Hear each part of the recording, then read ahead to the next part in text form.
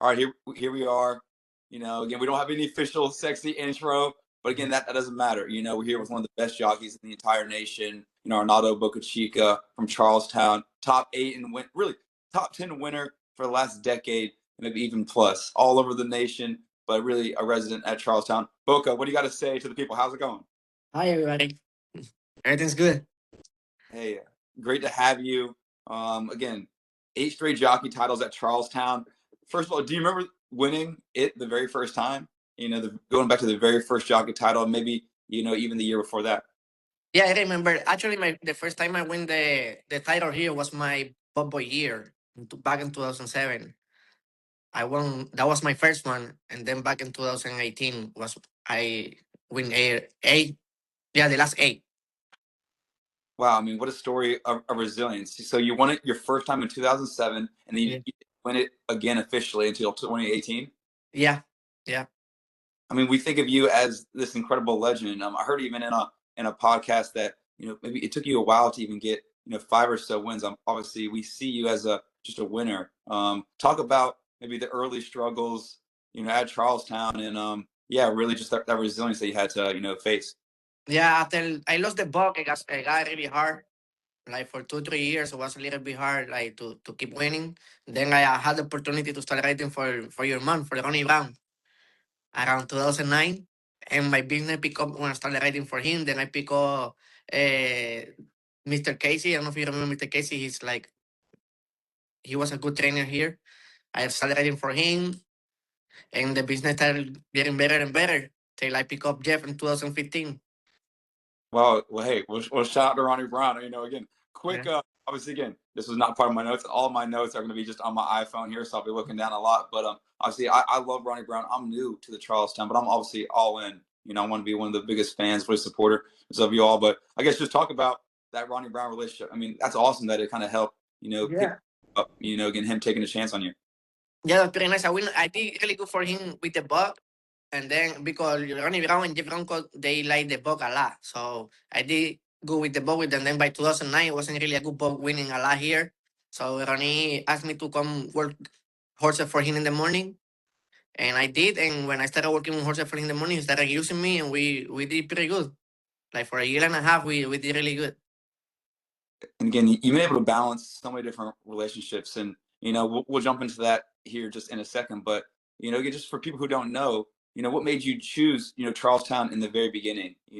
And one, talk about that, and who was there when you were just joining the track, and maybe who are you looking up to? Who are you trying to compete against, and maybe you learn from?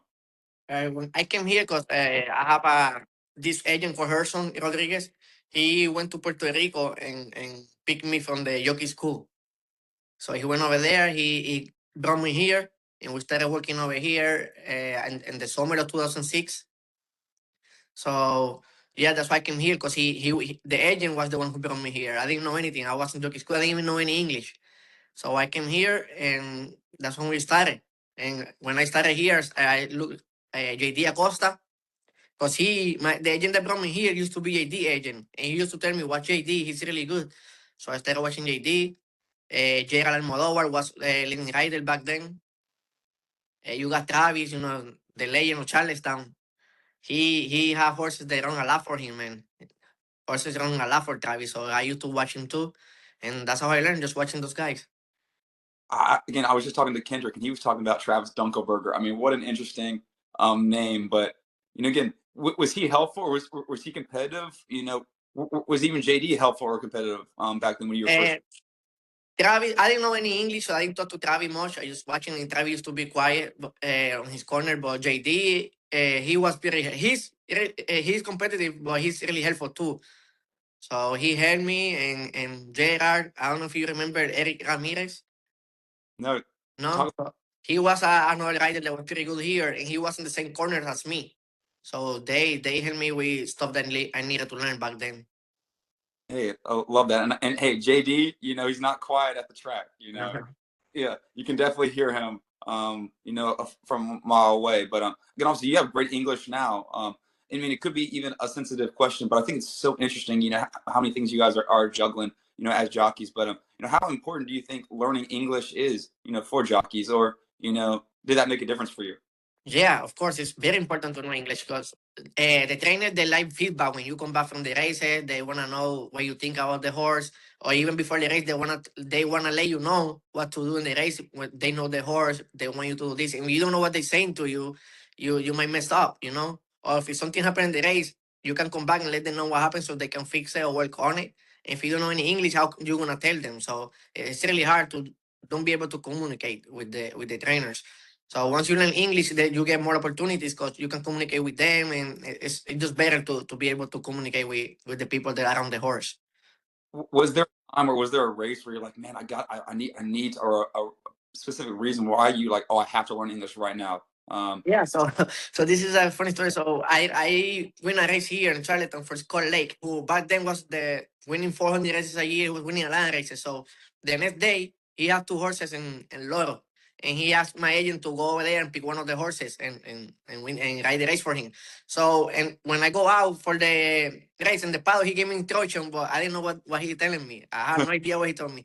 So I go in the race. I go the race before was he was so happy because I stayed in the rail and I won the race in the rail. So the next day I'm in the rail the whole race trying to do almost the same thing, and a horse in my outside and my horse never went by that horse, never. And I was, man, I can't, when I come back he was so mad because the instruction that he gave me was whatever you do not stay in the rail, go on the outside.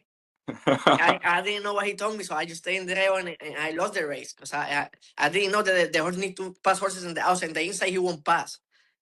No, that I, is, I know. uh, And he had to call a valet, the new English and Spanish, and he translated to me what happened. I was like, nah, I'm sorry. I didn't know. The only thing I understand was reo. That's the only, the only word I understand. So I thought that's what he wanted. I stayed there and it was go around. oh, So you really need to be able to understand what they're telling you when you want to ride these races. so true. Man, that is an awesome story. How did you learn that? I mean, again, yeah, just how did you pick up on, how did you get to where you are now with your English? Well, watching a lot of TV, I put the subtitles and everything in English. My agent, he was from Puerto Rico, but we started talking in English for me to work on it. And just talking to people, trying to talk. You wanna understand what they're saying. So you go on my phone and translate, and just trying to speak English with everybody. Now, hey, that's the little things that probably make you great. I mean, what an awesome story. And I keep hearing from a lot of jockeys, hey, the agent is important doing this. How important really is an agent for these young guys coming from Puerto Rico, or just an agent in general? And do you see some agents take advantage of guys? I mean, I mean, it seems like you guys are putting a lot of faith in these agents to put you in the right spots. The agent with good business is good, but it's some agent that don't have business. So you pick up agent that have a really good business, you can go become a good team. You need somebody that's gonna be there hustling for you. Have And you been agent, your entire career? no, the first agent came in, like I told you, Herson, he left here to went to Parks. Then I have a agent called Frankie Maga. He's not here anymore. Then I have another agent called Joe Mascolo. He passed away. And then I went with Jeff Gileas. And now I'm with Billy Kennedy, who is the one that sent. I made the change with him. We win every title since. Seems like it's been working for you. But not to Yeah. even ask. Obviously, we'll go into some horses, because you've been on so many horses. But when did you really start believing that you could do it? Did you believe when you were in jockey school? I mean, for me, that is such an interesting concept that you're in school, someone like picks you out. You're like, man, I don't even know if I'm good. I think even Justin Lewis told me he kind of even lied about how many gate starts he had just to get in the gate. But again, just talk about when did you first start believing, and yeah, what did you think when you got picked to go to Charlestown? Yeah, when they picked me from all the Jockey school, I thought like, okay, I might be okay, you know. So they bring me here, and for 2 months it was hard. I couldn't even get any mounts because, like I said, I didn't know any English. I was really green still. It was hard in the beginning. It was really hard. So I sometimes I used to think like maybe this is not for me because I couldn't win. I had no horse. So then the first time I actually win a race, and the first time that I felt like I have horse. So then I started understanding. Oh, you need to have horse too to win. Like now I get it. When you have horse, when you can feel you have horse. And then when I started winning three races every day, like I don't know, I first it was like 2 months to win a race, and then in 2 months I win like almost 60 races. It went crazy. I started winning three races almost every day when I had my buck. So I was like, I understand better. You need a good horse. when you have a good horse, it's easier to win the race. Amen to that. And you've had some good horses, but you've obviously, done a great job. Again, just a quick question. Do you remember the longest shot you've ever won on, early on, where you went like every time where you're like, dang, I'm like 60-1. No, I really don't look at the odds. Never. Just when I was younger, I did, but then I realized that had nothing to do with when I study. Because sometimes I'd be riding a race and my horse be the big favorite, and I'd be like, "Why am the favorite? The horse to beat this one." So I don't look at the odds anymore. I look what my horse like, who can beat me, who I need to beat, who I have to follow. Like that's what I study. I don't look at the odds. The odds that's for the gamblers. I study the races to win. So true. People are asking me, as a horse owner, like, hey, do you make more money if the odds are more? I'm like, no, I want to be 1-9 every single race. Like, I want to be the best, horse of all time. But, I think a question that, is super interesting, hey, might be, a touchy subject, but I think it's not. I think you're privileged to, have these opportunities. Talk to me about balancing that relationship between Jeff Runco and Anthony Farrier. Obviously two of the best. Uh-huh. I mean, they win. And, it's probably so tough when you're like, this is 1A, 1B, and so many different races. Just talk to, me about that. It used to be easy for a little while, but it's really hard right now because they both want you to be on the horses. And me as a jockey, I want to pick the best horse. And sometimes you have to like pick Jeff because last time you pick Farrier, or pick Farrier because last time you pick Jeff. Even if Jeff horse better, I might have to ride Farrier because I already picked Jeff. Or I have to start for Jeff because I already picked Farrier. So it's not easy for me as a jockey because I want to be in the best horse. Some other time I stay out of that and let my agent deal with it. He do what he had to do. We've been together for 8 years, so I trust my agent to do the right thing. And sometimes they still get mad. And we are just we all we want is to win the race and be in the best horse. And it's hard because it's hard, man. They want you on the horse no matter what. And they both top trainers, so it's hard to keep everybody happy. What's the most mounts you've ever been listed on? Like you looked at the program, you're like, oh my gosh, I'm on 3 different horses tonight. Have you ever looked in the And same? four. I've been like in four horses. 6 whole field and I have four of them. And how quickly do you have to make a decision? Do you have to, again, Yeah, just you have to make the decision because next day is the changes or you have to check on and you have to make the decision right away. I usually let my agent make the decision or let this like stay races or really nice horses that works. So if I know the horse is really good, I tell my agent, oh, this one's really good, so I want to be on this one. But most of the time, I let him pick. that is so interesting. Also interesting. And now I get just transitioning to one horse. I know this just happened, and I know when I had a horse in a race. You never know when those 11 and 12 horses are going to get in. They're dangerous. You got to really think about them. But I think it was the big Lep race where maybe you chose Ryan's Run. Again, turned out to be an amazing decision. That horse was balling out. It's again, you Yeah. really on multiple horses that you had probably the choice of that. Talk about that choice to choose to run on Ryan's Run and that the whole race in general. For me, it was an easy choice because I've been riding around since he was a little baby. I knew how talented this horse is. I don't know if you saw the first race, how easy he win. And then after that race, every workout was even better and better and better. This is one of the best horses I've ever been in the morning. So I Wow. was really confident on this horse. I was really hoping for him to get in. And I knew I had the big left, who, if Ryan doesn't get in, he'd be the favorite he can win. But if I know Ryan's getting, is nobody going to beat that horse. That's a really nice horse. So for me, it was easy choice. But my agent had to deal with the other stuff. No, for me, it was easy, to make the choice because you saw the race, you saw how talented he is, you saw how Detroit that feel, how easy he won. So for me, it was easy because I knew the talent. Some races is hard because it's kind of close, but this time I knew they had no choice, no chance of beating me that night on that horse. Especially going in and having an outside post, it's not sure they're gonna beat him. I mean, I think you only even hit the horse, maybe even touched it 3 times, and it just like, woo. I Yeah. mean, amazing race. I mean, just talk about that specific race. Where again, you said you were confident, but yeah, just was it fun? Just talk. And Yeah. again, you don't really. Yeah, it was really fun because a lot of people knew I had Big Lev was actually the favorite of the race. He was even money. Who was gonna take off of a even money and a stake? It's not hard to do, and I did it because I knew the talent of the other horse. This had nothing to do with the trainers. That was because I knew the talent of the other horse. So it feels nice to know that I was right picking the right horse, and then the way he ran is even better because I thought I was gonna win, but he did it even easier the what I thought.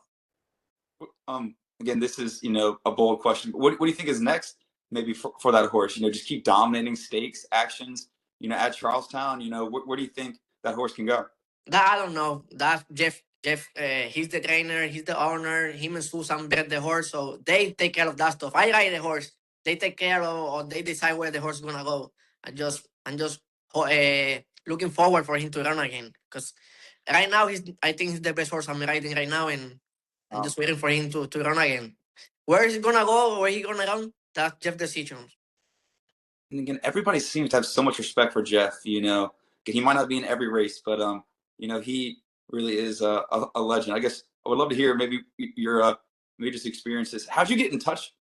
How did you get in touch with Jeff? I mean, it seemed like you maybe didn't start with him. Again, was he picky in the beginning, or talk Yeah. about? The thing with Jeff is he like to everything to go right. Cause I mean, if you there in the morning, you have to see how hard everybody work on that barn. Even Jeff, like how hard you work.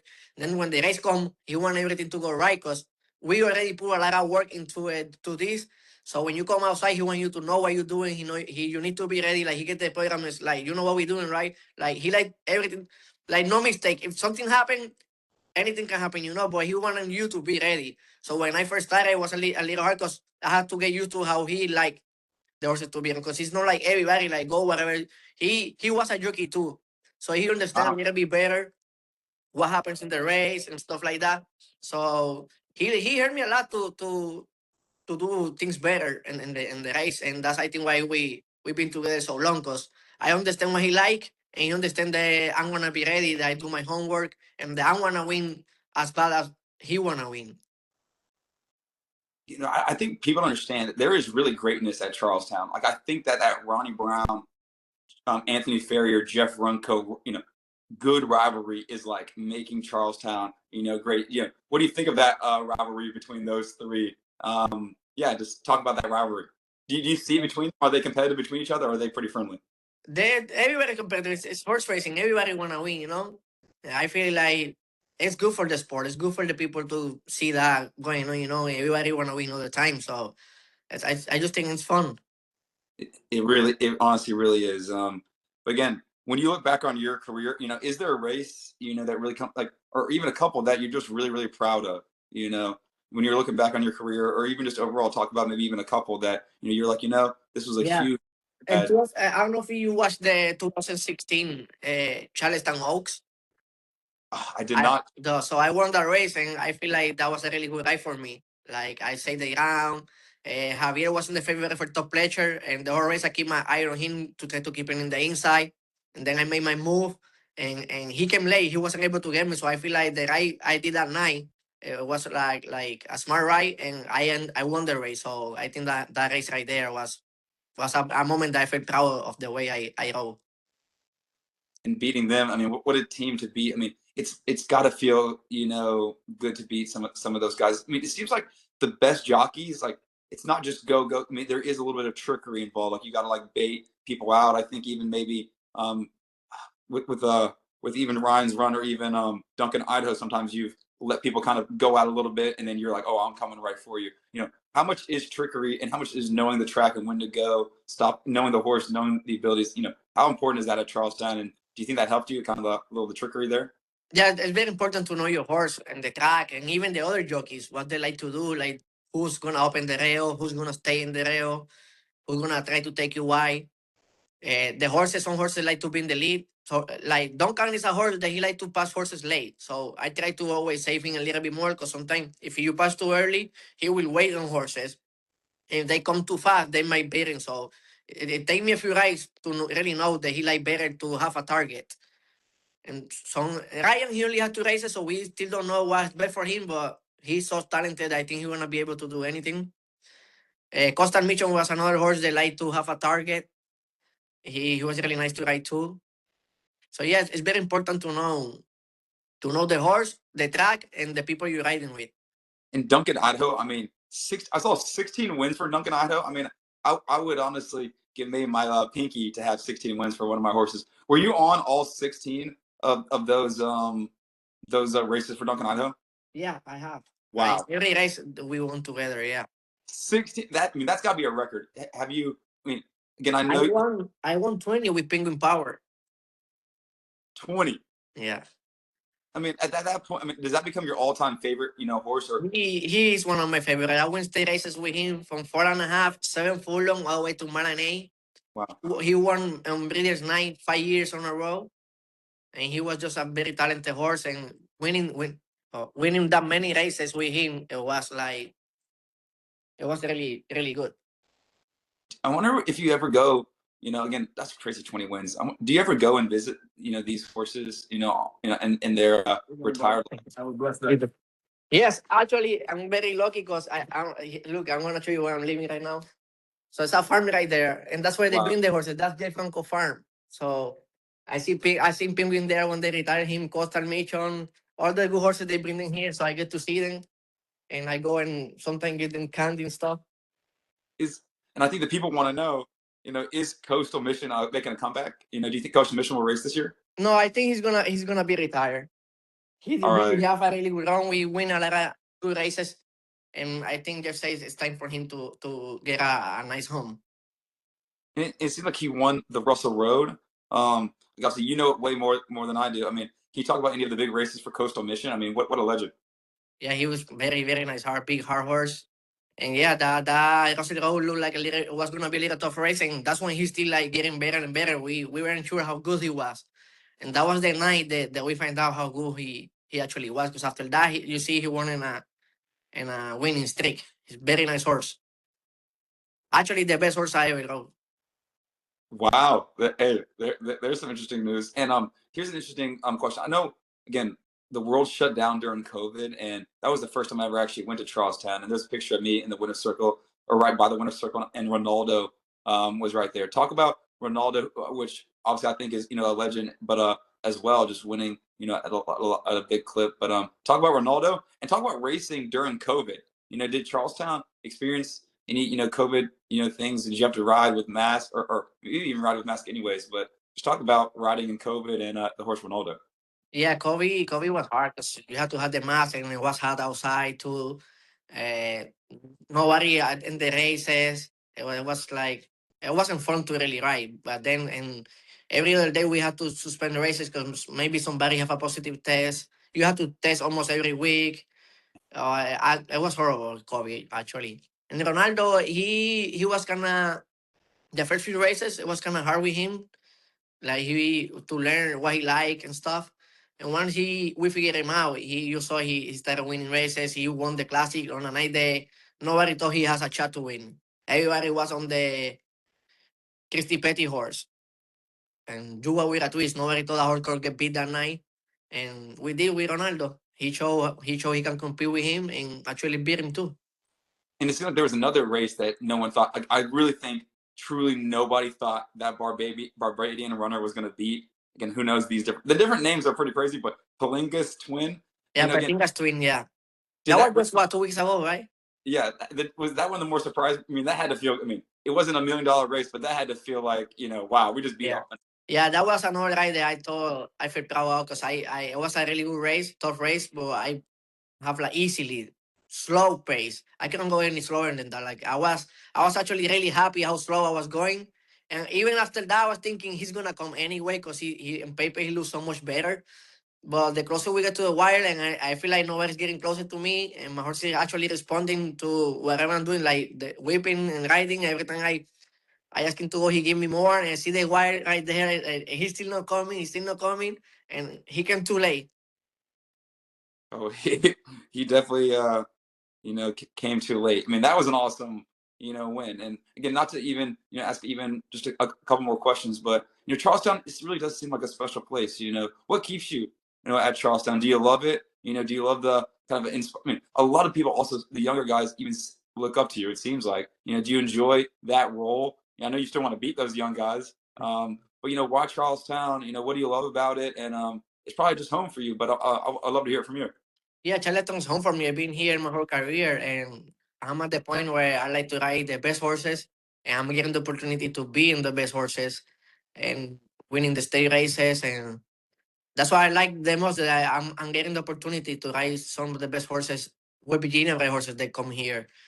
And the young guys there, I like to help them. Like you come to the new boys and you see like I'm trying to explain them things and how to do things and trying to help them to do better, to get better, to be safe out there too. Because some of them come here and they still a little green, and this is such a smooth track that you need to know what you're doing out there. That is real. Again, I know you've been pretty lucky, thank God. Obviously, maybe even talk about your faith. But again, do you think you've been able to be? You got to be smart dodging, danger out there, and you've probably seen some really scary situations. I guess even just talk about your faith. How do you dodge bad situations? And does any situation come into your mind where you're like, "Wow, I really dodged that well"? Most of the time, I you study a race, so you know who's gonna be where or who to follow. And when you're behind horses, you can see what's gonna happen. And most of the time, you have to anticipate. Even if it doesn't happen, you see something it might happen. You anticipate so you don't get involved on whatever is gonna happen. So sometimes you can help it, but most of the time you can see like the turn is coming and somebody in a bad spot. He might clip heels, and you behind, just go around it.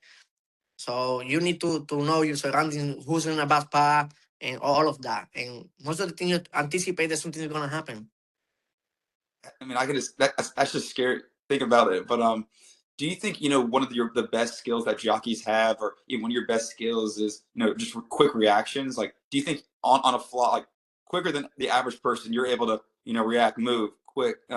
And do you think that's an underrated skill, or yeah, just I talk. think it's up there because you need to know to be fast with decision you're gonna make, because you can hurt yourself or hurt somebody else. So you need to be really quick with the reactions, and especially in Charleston where the track is so small. It really is. And one of the best races, we talked before the show about Mayor of Greene County. I mean, again, you did not win Boca, but that was probably one of the most impressive races. Really, again, I try to watch a lot of different races, and that was just incredible for anybody. We all even try to have a little clip of it. I mean, the beginning was absolutely ridiculous. I mean, you probably were kissing the dirt in the beginning, but just talk about that race and before the race, were you really confident? And what happened in that little beginning? Just take everybody through that race. Yeah, so before the race, I was pretty confident that I could win the race, because that was his second time. And first time out, he ran a pretty good race. I felt like he needed a little bit more distance. So this time was a little bit more distance. The field doesn't look as strong. He actually had the best numbers. It was from Father, who I know he was gonna have the horse ready. So before the race, I'm thinking like I need a good break and put him in a good spot, and I should win. So the gate opened and he stumbled so bad that I have no idea how I stay on. When you're in a situation where you're gonna fall the horse, all you want is stay in the horse. So it's like an instinct. So that's how I was just trying to stay in the horse. And he kind of got up a little and he stumbled again. And I thought I was going off the horse, but thankfully I stayed on the horse and I was able to ride the horse. Like when we kept going, I just trying to feel that he was alright, because it was a really bad stumble. So when I felt he was alright, I started like asking him little by little to see if he at least can pick up a check, and he came flying and got beat ahead, man.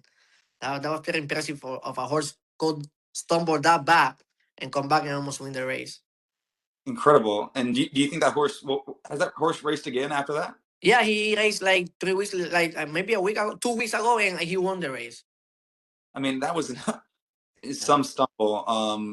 At any point, just finishing up that Mayor Green County race, did you think you had a chance to win, or you're always like, wow, we're just trying to get involved? Yeah, I was because he's still young. He only on one time, so I started riding him just to show him more, to teach him more, to get out from him, just for the next race.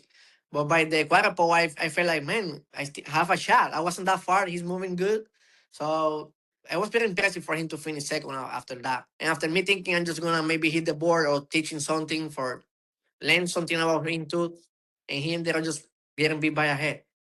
and again, is there any other race besides that, or another race that comes to mind where you were the farthest back and you won? Is any race come to mind where you were like 10, 20? I mean, who knows how many lengths you were behind and you came back to win? Yeah, you see Sky falling ground, that's how she runs. Sky falling usually 15, 16 lengths. When you look up at the pattern, I was 16 lengths behind and a state race, and I still win the race.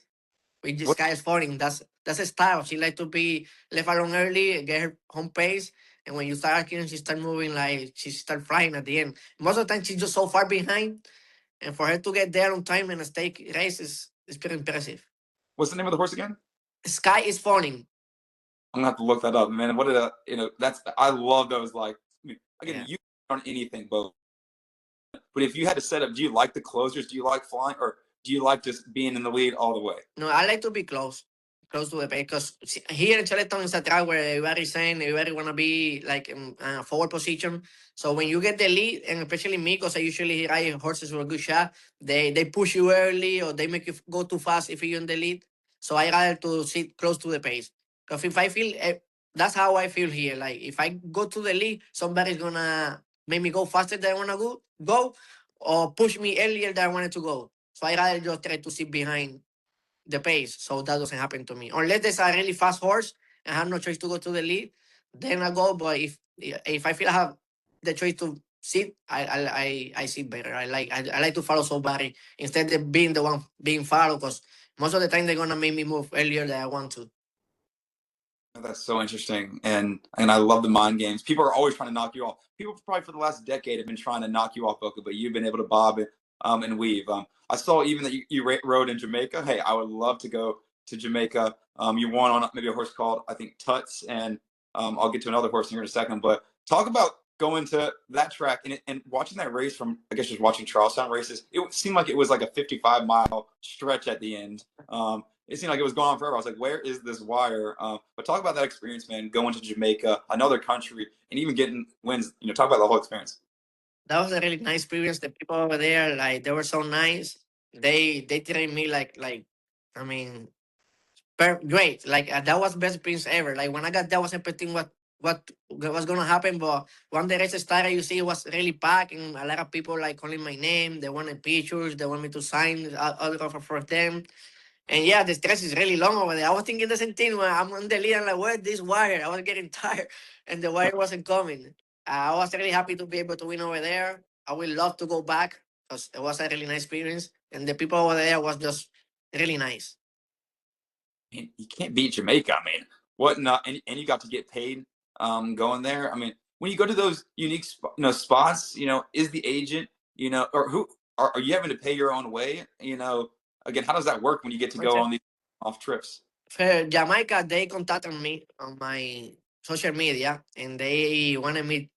I guess that day was like a big race going on, so they wanted me to go there and ride horses for that guy. So they did offer me, like they asked me how much. So they negotiated for me to go over there. So I did get paid before I even got there, and then whatever I make over there is a plus. But they did pay me before anything. They hired me to go over there and ride those horses. Yeah, I mean, if you didn't get paid, I mean, you'd be riding so fast. I mean, and if they like, you're like, I'm winning this race no matter what. If they didn't pay to go over there, but I just think it's all just so interesting, the different tracks. I guess even just the last couple of things. What did you think about the Preakness being at Laurel? I mean, again, you spent some time at Laurel. Again, you probably. I mean, I don't know if you're able to watch it, but I cannot believe that many people were at Laurel. But yeah, talk about the Preakness and even a big race being at Laurel and what makes that track kind of unique. I like Loro because the tag is so much bigger than here. It's a lot of room. You can weigh more. You can ride better over there. When I go over there, I feel like you're riding slow motion. Everything looks so easier. Yeah, and the Prina I think was a good race. It's not good. They only have like 3,500 people over there. For a race that kind of race. But yeah, I like Loro. Too bad they gonna close him down. So yeah. I hate that. That was really one of my first tracks there. And again, um, another couple of horse questions. What do you remember? Is there a farthest wide you've ever been? On the track to win. Have you ever been close to the outside rail and still was coming up to win? Or obviously, you seem like you do a great job of being in great positions. But is there ever a race where you were like way in the middle of the track? You rode a horse that we used to own for just one race, head of the class, and he was allergic to the rail. Yeah, he gets out. Yeah, he's coming out to meet you. But I think there was even a horse at Charlestown that like ran into like the barn area. Yeah, I rode the horse. You were on that. You were on that. Yeah, that was me. Twice he did it. I mean, talk. I was not planning to talk about that, but talk about that for the people who don't know. Tell about the name of the horse and even just going wide, maybe on that horse, even in general, on other horses.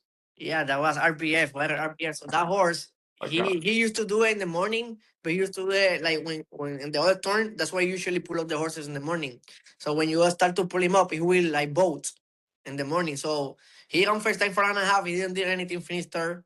Second time 6.5, and that was another horse that have a lot of talent. So I'm in the lead, and I'm like, he actually looked like he's gonna win by 10 or more. I was like in front easy, and out of nowhere he saw the gap and he just went to the gap. Then we schooling in the morning a lot, like, and he wasn't doing it anymore. So again, I ride him, same spot. He did the same thing, both turn again. Twice he did it with me. Then after that, we tried to ride him inside horses, but sometimes you ended up on the outside even if you didn't want to. But he only did it twice. After that, we schooled him a lot. They actually had to take him to Lauder Park, run over there, and just get that out of his mind. And after that, he was pretty good horse. He won a few races. And I think you actually made ESPN. Yeah. I don't know if you got any text about, hey man, you made ESPN. Do you remember seeing yourself on TV there? Yeah, a lot of people sent me the video, and I saw it. He made a ESPN in the top batting, top 10. Top 10, yeah, not top 10 maybe, Yeah, not top 10. Yeah. but again, last couple of questions. I mean, Charlestown, the fans do come out. Talk about the fans on Charlestown, like Breeders' Cup night. Might even have more fans than Laurel on the Preakness. But on some of those big nights, yeah, it has to be fun. Winning winning for the fans. Talk about that. And another thing that just came to my mind is I think you won one of the most incredible feats of all time, like 8 wins in a night. I think that was on a Charlestown Breeders' Classic night. I don't know all the terms, but just talk about the fans showing up and maybe that night and maybe how crazy it was just building up to each race for yours. Yeah, so one thing I do like about Charlestown is the fans do come here. The weekends, when it's nice weather outside, the track get packed.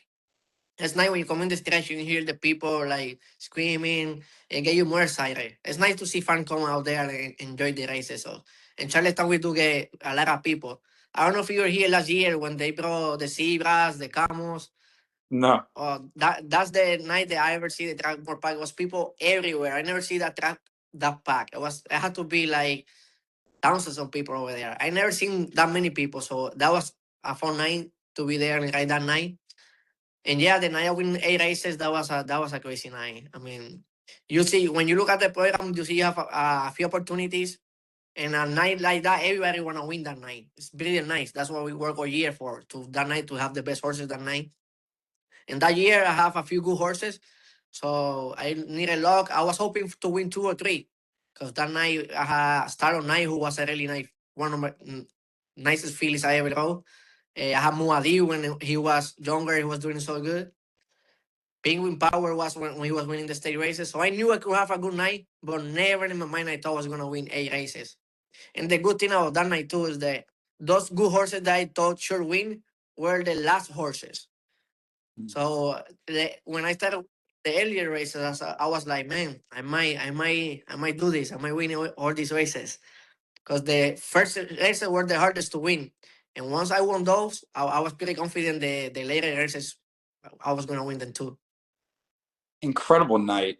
I mean, talk about maybe the 8th race. Again, I don't know how you always pronounce all the horses' names, but Moa Adib. I mean, it seemed like that was like a Charlestown legend, even just won a race. But maybe talk about maybe your 7th race. Was there a memorable one of those 8 for you? Talk about Moa Adib, so I don't mispronounce the names. Yeah, Muadi, he's one of my favorites. He won the first 10 races. That was the first British Classic that he won. He won it back-to-back years, that horse. The first time he actually lost was in the Classic and finished second.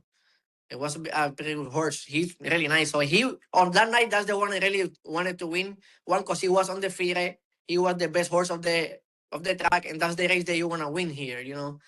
So I was hoping that day, if I was hoping to win at least that one. Say if I'm gonna win one tonight, I hope it's this one. And it worked out. He win easy that night, but I was really, I couldn't believe I won all those races, especially all of them being state races too. I mean, incredible. I saw in the previous interview you had a couple. I think you did it with a couple different winner's circle photos behind you. But again, for you, do you have any winner's circle pictures up in the house? That you're like, oh, these are my favorite winner's circle pictures. Yeah. Where I have Let me see if I can show you this one. I had Lucy Bob Boy. He was one of the first good horses that I rode. Riding that horse, it was like I learned to ride good horses. And I have it here on my game room. 2014. Oh, let's go. That was another really nice horse. Let me show you. I got on that night. Let's see if you can see. This is like they painted all my winners on one night. Wow.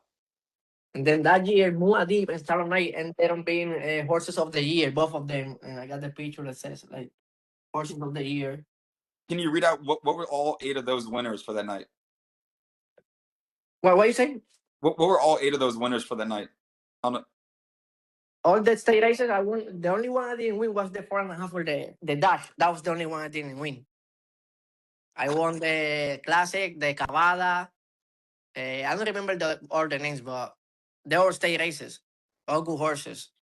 I mean, incredible. I think there was even a night this year where you maybe won, 4. But again, what is motivating you now? You want to just keep, obviously keep making that money, that cash, and build up a legacy for yourself. I mean, you're already one of the best riders in the literally. Okay, you're one of the best riders in the entire nation. What is motivating you, right now to keep going? Well, right now, just riding the good horses. When I get to work for Jeff in the mornings too, and when you get on those nice horses, you get excited. You can wait for them to run. Like I said, like I run. I've been working the horse for months now. Actually, maybe a year, because I working on he was a 2-year-old. So when you get on those horses and you feel like they have a lot of talent, you get excited. You can't wait for them to run. You're just looking forward for those races to be able to ride them. So horses like that's what keep you motivated. When you get to ride those kind of horses, you want to keep doing it. Especially big races. When the state races come, being in a good horse is nice. Hey, let's get you. Even if you don't go to you don't win, you wanna go to the jockey thinking that I have a good shot to win tonight. I ride in this horse or this horse. Good horses. Like I'm glad that I'm grateful to Jeff that I get to ride these nice horses.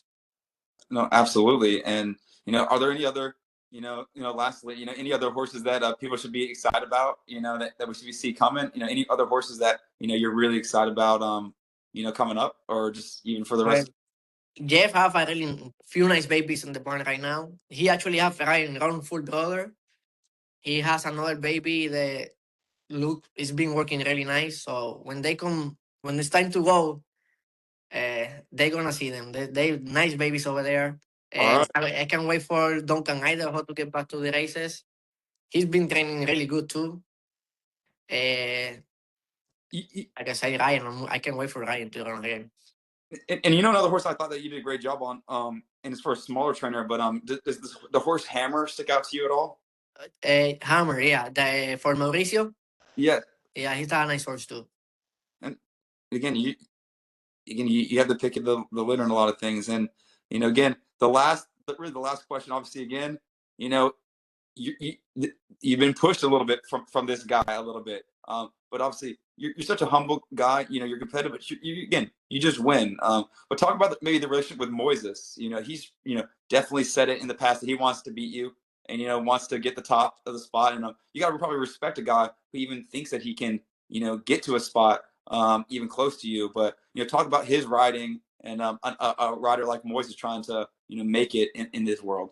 But that has to be your mindset. You want to be the best. You want to win every race. So if you don't think like that, you shouldn't do it. You have to think like you can be the best. You have to think that you can be the best, and you have to act like you are. And yeah, I think he's a young, good, talented rider. He's smart too. He put the horses in the right spot, and yeah, I'm happy that he's giving me some competition this year. But the last few years is too easy for me. Yep. And, no, But I yeah, like. I'm glad he's a good friend too. He's like he always hanging out with my son too, and I'm happy for him. I'm happy that he's doing good right now and he's winning some races. And the very last thing, again, Boca, you've been absolutely amazing. I really appreciate all the different stories. That's still so crazy. You made ESPN going the wrong way, but another jockey that I remember, maybe had a good run. Axel Concepcion. Talk about maybe some of the other jockeys that you've seen that you thought, oh, this guy was going to be good before he became good. I mean, I think a lot of people forget that Charleston. A lot of awesome people come through Charlestown and use it as a great start. Obviously, you're at the top spot, so people don't want to compete with you probably long term. But talk about some of the other jockeys that you've seen, in your time at Charlestown that maybe you thought were gonna have success and now they're having success yet. Yeah, Axel, since he started, I already knew he was very talented. You see, he won many races. He looked really good on horses. So he ended up being Eclipse Award. He's doing really good. Ah, When he had Kieran Barbosa have another. He was another ball boy that showed a lot of talent early. He won a lot of races. He was nominated for the Eclipse Award too. Uh, yeah, Angel Cruz, he started here too, and he went to be able to win titles in Aqueduct, winning a lot of races in New York, races in Saratoga, get the races in Keeneland, and he started here too, Angel.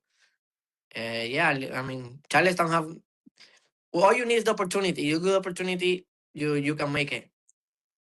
I love that, and that's pretty. That can be deep, and make the most of your opportunities. But again, I really appreciate anything else that you want to maybe share, or anything else at all that we didn't cover that you want to maybe bring up today. I think we cover everything, at least from my point of view. No, hey, keep it up. Again, you make Charlestown, really proud. Again, it's nice to have legends like you in the game, and keep winning, and have a great day, Boca. Thank you, you too, man. I Yep. appreciate it. Bye. Bye.